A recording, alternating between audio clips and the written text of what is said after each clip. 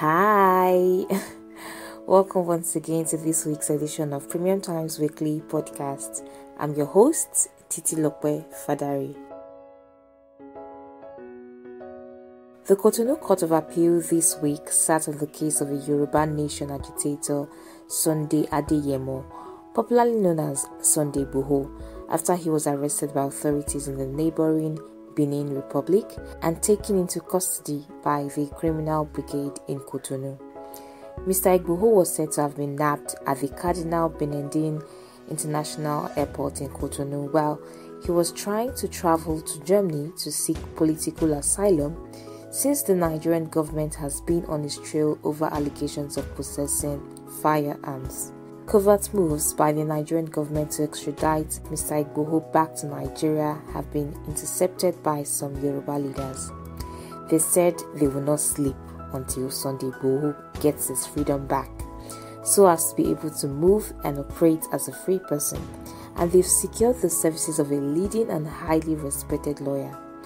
The government too, although they haven't come out to say, is pressing the buttons to twist Benin Republic to do their bidding. Will Benin Republic crack or bow to pressure? Will the said Yoruba leaders beat the Nigerian government to their game? We shall see. With COVID-19 out there killing people, cholera too has been killing some Nigerians of late.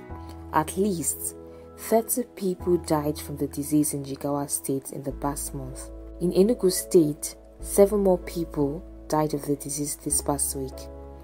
The Director of Public Health and Disease Control of the State's Ministry of Health, Boniface Oko, who confirmed the figure, said more than 80 people have been infected with the disease since the outbreak was confirmed in the state last week at the new artisan market in Enugu, the state capital. The symptoms of the disease are often loose stool and vomiting. Did you notice any of these?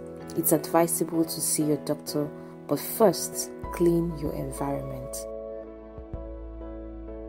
President Muhammadu Buhari this week relieved the former managing director of the Nigeria Ports Authority, Hadiza Usman, of her duty over an alleged inability to account for over 165 billion naira remittances of the agency. The audacious former boss of the Maritime Agency was in May fingered in allegations that the yearly remittance of operating surpluses by the NPA from 2016 to 2020 was far short of the amount due for actual remittance. It came as a result of a letter sent to President Buhari by the Minister of Transportation, Rotimi Amechi. Did she really loot as it was alleged, or is it a case of witch hunt, or is it her no-nonsense personnel the reason for her Waterloo, or is it just Buhari's anti-corruption crusade that is capturing many sinners?